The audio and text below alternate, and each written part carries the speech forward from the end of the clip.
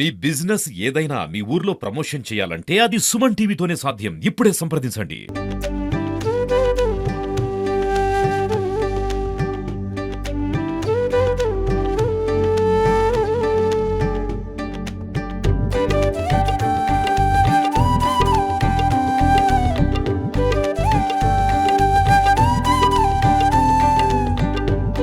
హుస్నాబాద్ అనగానే గుర్తుకు వచ్చేది మెట్ట ప్రాంతం. ఈ మెట్ట ప్రాంతంలో పంటలు పండించాలంటే రైతులు చాలా అవస్థలు పడుతుంటారు. భూగర్భ జలాలు ఎండాకాలం వచ్చిందంటే భూగర్భ జలాలు ఎండిపోవడం కానీ, నీళ్లు లేకపోవడంతో కూడా చాలా పంటలు ఎండిపోతుంటాయి. కానీ హుస్నాబాద్ మండలానికి సంబంధించి తోటపల్లి గ్రామానికి సంబంధించినటువంటి ఒక రైతు మంతెన వెంకట్రావు అనే రైతు మాత్రం ఒక ఎకరంలోనే దాదాపుగా 20 రకాల పంటలను పండిస్తూ కూడా అందరికీ ఆదర్శంగా నిలుస్తున్నాడు. స్వీట్ కార్న్, కొత్తిమీరు, వంకాయ, టమాటా, బంతి పూలు మరియు పాలకూర, క్యాబేజీ ఇలాంటి ఇతర రకాల పంటలను, మిర్చిని సాగు చేస్తూ కూడా ఆదర్శంగా నిలుస్తున్నాడు. చూడొచ్చు మనం విజువల్స్ లో కూడా ఇక్కడ అంటే ఉల్లిగడ్డకు సంబంధించినటువంటి నారును కూడా ఉల్లి నారును కూడా అలకడం జరిగింది.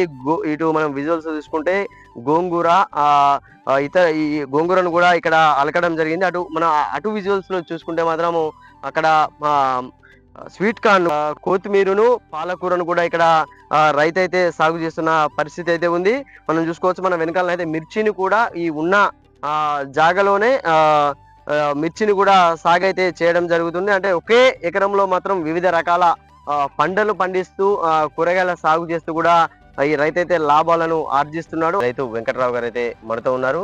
సార్ నమస్తే అండి. సార్ చెప్పండి, అంటే ఈ ఆలోచన మీకు ఎందుకు వచ్చింది ఒకే ఎకరంలో ఇన్ని పంటలు వేయాలని?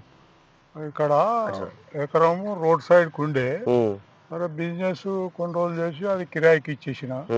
ఇక పిల్లల చదువుల కొరకు హైదరాబాద్ పోయినాం. ఒక 4 years అక్కడ ఉన్నాక పిల్లలు కొద్దిగా ఆటో ఎక్కిస్తే, వ్యాన్ ఎక్కిస్తే పోతుండ్రు. సరిగా అక్కడ కూర్చుంటే ఏం చేసేది ఉన్నది, ఇట్లా చూద్దాం బోర్ పడుతుందా పడదా, అన్ని ప్రయత్నం ఇదొక ప్రయత్నం అని బోర్ వేసినాము. బోర్ వేస్తే మామూలు కొంత భారీగా కాకుండా మీడియంగా వచ్చింది. మీడియంగా వస్తే ఈ నీళ్ళు ఏం అవుతాయి, పంట ఏం పండుతుంది అంటే సరే కాకపోతే ఇల్లు అయితే కడదామని షటర్లు మొదలుపెట్టాము.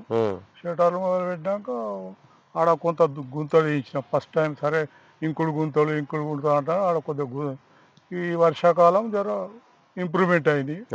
దాంతో తాపకు 4 గుంటలు 5 గుంటలు ఒక్కొక్కటి చేసుకుంటా వస్తా అంటే ఒకసారి బంతి పూలు, ఒకసారి మిర్చి, ఒకసారి వంకాయ, ఒకసారి స్వీట్ కార్న్, రకరకాలు పెట్టుకుంటూ చేసుకుంటూ వస్తున్నాం.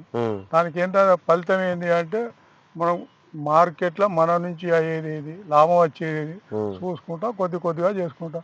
పల్లి వేసినాము, పల్లి వచ్చింది, వంకాయ, స్వీట్ కార్న్, మళ్ళీ టమాటా పెట్టించాము, ఆ బంతి పూలు. కాకపోతే ఏంటంటే కొత్త కాబట్టి ఇంకా ఇంప్రూవ్మెంట్ చేస్తానికి ఆలోచన ఉన్నది. ఈ గెట్లు, ఈ చెట్లు ఇవన్నీ పెట్టుబడి బాగా అవుతున్నాయి కాబట్టి కొంత టైం తీసుకోవాల్సి వస్తుంది. అంటే హుస్నాబాద్ అంటేనే మెట్ట ప్రాంతం, ఇక్కడ నీళ్ళ వసతి అనేది చాలా తక్కువ. అంటే మీరు ఇంత సాహసం చేసి ఎందుకు, అంటే ఒకటే పంట పెట్టచ్చు కదా, మరి ఎందుకు ఇన్ని రకాలుగా పెట్టవలసి వస్తుంది? అంటే నీళ్లు 100% గ్యారెంటీ లేదు. ఇప్పుడు ఏక మొత్తంలో ఒకటేసారి అన్ని దున్ని పెట్టినాం అనుకో, మనం చేసే పెట్టుబడి అది ఎటు ఏ పక్క ఓ పక్క పారకపోతే కొంత ఎండిపోయింది అనుకో, మన నిరుత్సాహపడతాం. లేబర్కు ఫైనాన్స్ వేస్ట్ అవుతుంది, మన ఫైనాన్స్ వేస్ట్. నెక్స్ట్ టైం ఏదైనా నిరుత్సాహంతో మనం ఏం చేయలేకపోతాం. ఆ ఉన్న కొద్ది నీళ్ళతో మన అవసరాన్ని తీర్చుకుంటూ ఒక్కొక్క అడుగు ముందుకెత్తాము. మనకి పెద్ద ఏదో సంపాదించాలి, ఆశించాలి, ఏదో కుప్పబెట్టాలని కాదు. మనకింత టైం పాస్, మన తోటికో నలుగురికి పని చెప్పినట్టు మనతో టైం పాస్. మనకు గట్టిగా ఇక్కడ కూర్చుండు, అక్కడ కూర్చుండు, బాతకాన కొట్టుడు, వానితో లొల్లి పెట్టుకుంటూ వీటితో లొల్లి పెట్టుకుని దానికన్నా కొంత చేస్తాం. ఉన్నదాంతో ఇంప్రూవ్మెంట్ చేద్దామంటే కొంత సత్ఫలితాలు ఏర్పడ్డాయి. ఏర్పడే అవకాశాలు కూడా ఉన్నాయి. ఆ గండిపల్లి ప్రాజెక్ట్ కూడా ఓపెన్ చేస్తే మనకు ఇంకో 1 year 2 years వరకు, అప్పటి వరకు నీళ్ళ లెవెల్ కూడా పెరుగుతుంది. మనం చేసేదానికి 100% కోఆపరేషన్ దొరుకుతుంది. అంటే ఇప్పుడు ఈ స్వీట్ కార్న్ అంటే ఈ ప్రాంతంలో చాలా మంది వేయరు, అంటే ఇక ఈ ప్రాంతంలో చాలా మంది వేసే వాళ్ళు తక్కువ ఉంటారు కదా. అంటే ఈ స్వీట్ కార్న్ కానీ ఇప్పుడు ఇక్కడ ఇటు దాని పక్కపడే మిర్చి పెట్టారు, దానికి ముందు కొత్తిమీర పెట్టారు, అంటే ఎందుకు ఇట్లా? అయితే మనం హైదరాబాదు ఇక్కడ చూసుకుంటూ వస్తున్నాం కదా. అయితే మనం చేసే పంటకు కొనుక్కపోయేవారు మన దగ్గరకు వచ్చే పంటలు పెట్టాలి. ఏదో అందరు చేస్తుండ్రు, ఏదో మక్కేద్దాం అంటే లేబర్ కావాలి, ఓకే. కొయ్యాలి, కొట్టాలి, ఎండ పోయాలి, బస్తాలు పోయాలి, ట్రాక్టర్లు పోయాలి. ఉమ్, ఇవన్నీ లేబర్ తోటి కూడుకున్న పని. ఉమ్, ఈ 10 గుంటలు 5 గుంటలకు గదే లేబరు. ఉమ్, మనం పూర్తి 100% కాన్స్టెంట్ చేయవలసి వస్తుంది. ఉమ్, ఈ చిన్న చిన్న పంటలు వచ్చినాయి అనుకో, ఎవరో లేబర్ పిలిచి ఎంతకో కొంత కాంట్రాక్ట్ ఇస్తే వాడే చూసుకుంటాడు. ఉమ్, మనకు రిస్క్ తక్కువ, ఉమ్, వానికి లాభం ఎక్కువ ఉమ్, అనే ఆలోచన మీద చేయడం. ఉమ్. అంటే మామూలుగా ఇప్పుడు ఈ ఎకరంలో ఇన్ని రకాల పంటల్లో ఎంత పెట్టుబడి అయింది? పెట్టుబడి తక్కువనే, ఉమ్, రిస్క్ ఎక్కువ. ఉమ్, అంటే లేబరు, ఈ గడ్డి తీయడము, ఉమ్, చిన్న చిన్న దున్నడము, ఉమ్, ఇవి ఇబ్బంది. ఉమ్, పెట్టుబడి ఏం లేదు. ఉమ్. నారు ఇవాళ రేపు Plantation. నర్సరీలు మస్తున్నాయి. ఉమ్, మనకి ఏది కావాలంటే అది ఉమ్, రూపాయికో మొక్క, 2 రూపాయలకు ఒక బంతి మొక్కలు కూడా 4 రూపాయల నుంచి 5 రూపాయలు. ఉమ్, మనకి ఎంత క్వాంటిటీ కావాలంటే అంత. ఉమ్, ఇప్పుడు మనకు 500 మొక్కలు కావాలనుకో, ఉమ్, 5 5లు 25, ఉమ్, 2500. ఉమ్, ఒక ఇద్దరు కూలీలను పెడితే ఉమ్, వాళ్ళు ఒక రోజులో నాటేస్తారు. ఉమ్, దానికి ఒక లేబర్ పెట్టుకుంటే మంచి చెడ్డ చూసుకుంటారు. ఉమ్, అది 100 రోజులలో పంట. ఉమ్, మనం పెట్టింది ఎంత, 2500 మొక్కలకు, ఉమ్, ఇంకొక 2500 పెట్టుబడి, ఉమ్, ఇంకో 1000 రూపాయలు అదనంగా ఏదైనా పెట్టుకున్నాం అనుకో, 15-20 వేల రూపాయలు వస్తాయి. వాళ్ళే కోసుకపోతారు, మనకేం ఇబ్బంది ఉండదు. ఉమ్. అట్లా చిన్న చిన్న పంటలు ఏంటంటే ఓకే. పెద్ద లాభం రాకుంటూ నిత్య కూలి లెక్క, ఓకే. నిత్యం పైసలు ఉంటాయి ఎప్పటికి కూడా ఇక. నిత్య పైసలు ఆ, లెక్క. ఇప్పుడు ఉమ్, ఒక బర్రెను దాచుతున్నాం అనుకో, ఉమ్, వాటికి రోజు కుడిది పోయాలి, మేత వేయాలి. అది ఇచ్చేది 3 లీటర్ల 4 ఉమ్, లీటర్ల అని. రోజు మనం వర్క్ చేయాలి. రోజు ఒక 2 గంటలు వర్క్ చేస్తే అది రోజు 100, 150, 200 అట్లా నిత్యం. జీవనోపాధి అది అవును. ఏంటంటే మనిషికి జీవనోపాధి గ్యారంటీ. ఉమ్. అంటే ఇప్పుడు మీరు బంతి పూలు కూడా పెట్టారు ఇందులోనే. ఎట్లా ఉంది అంటే బంతి పూలలో సాగు ఎట్లా ఉంది, లాభం ఎట్లా ఉంది?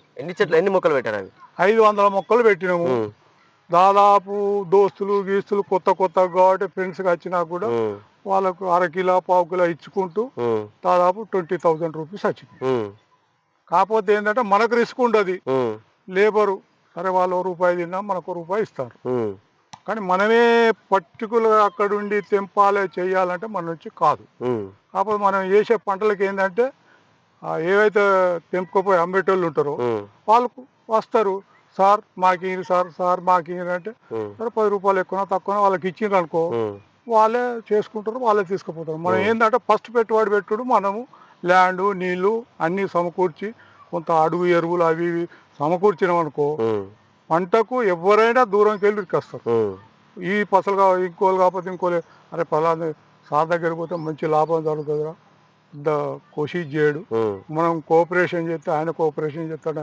ఆలోచన ఉందాం అనుకో, ఉమ్, ఏదైనా జరుగుతుంది. ఉమ్. అంటే మామూలుగా మీరు ఏం చదువుకున్నారు? మేము డిగ్రీ ఆ, చదివి దాదాపు 40 ఏళ్ళు ఉస్మానియాలో షాప్ ఉండే, ఉమ్, ఇంజనీరింగ్ షాపు. ఉమ్, అని నడిపించి పిల్లలు పెళ్ళిళ్ళు అయినాక పిల్లల హైదరాబాద్ పోయి ఉమ్, 4 ఇయర్స్ ఉండి ఉమ్, ఇక్కడ అమ్మ బాపు ఇచ్చిన ల్యాండ్ అయితే నీళ్లు లేవనే ఆలోచన అందరికీ ఉన్నది. ఉమ్, కాకపోతే ట్రై టు బెస్ట్, ఓకే. చూద్దాం, ఉమ్. పోతే పోతుంది వస్తుంది, ఎన్ని ఖర్చు అవుతలేవు. సాహసం చేయరా నిమ్మకాయలు. అదే ఉమ్, అదే పోతే పోతుంది వస్తుంది, ఎన్ని ఉమ్, ఖర్చు పెడతలేము ఉమ్, అనేస్తే అది కొంత సక్సెస్ అయింది. ఉమ్, దాన్ని మనం వాడక విధానంలో పద్ధతి ప్రకారంగా లైన్లు వేసడము, స్టోరేజ్ చేయడము, ఉమ్, 2 గుంటలు పెట్టడానికి ఉమ్, అది మన యొక్క ఉ- ఆలోచన విధానం తప్ప, ఉమ్, ఎవరో ఇదంతా దున్ను పెట్టు అంటే అది ఎండిపోయింది అనుకో, నెక్స్ట్ ఇయర్ 3rd ఇయర్ ఎక్కడక్కడ నిలిచిపోతుంది. ఉమ్, అదే 2 గుంటలు పెట్టుకుంటా పోతున్నాం అనుకో, ఉమ్, ఒక 2 నెలలకోటి ఎక్స్టెన్షన్ అవుతుంది. అంటే ఇప్పుడు ఉన్నటువంటి రైతులకు కానీ యువ రైతులకు కానీ కొంతమంది చేస్తున్న వ్యవసాయం చేస్తున్న వారికి కూడా మీ ఆలోచన ప్రకారం ఏం చెప్తారు?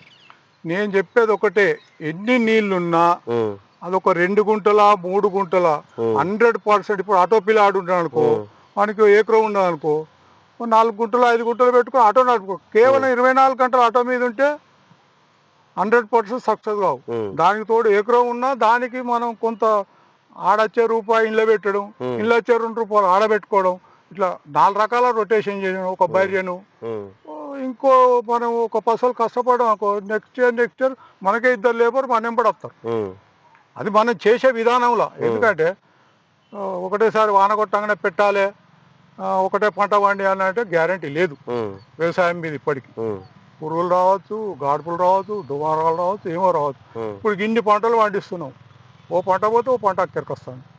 2 నెలలకోటి 2 నెలలకోటి 2 నెలలకోటి పెట్టుకుంటూ వస్తాను. ఇప్పుడు 10 రకాల పంటలు ఉన్నాయి. ఒకటి పోయినా ఒక 4 రకాల 4,000 అయితే మిగులుతున్నాయి నెలకు. అట్లా అంటే ఎన్ని రోజులకు ఒక పంట వేస్తున్నారు మామూలు?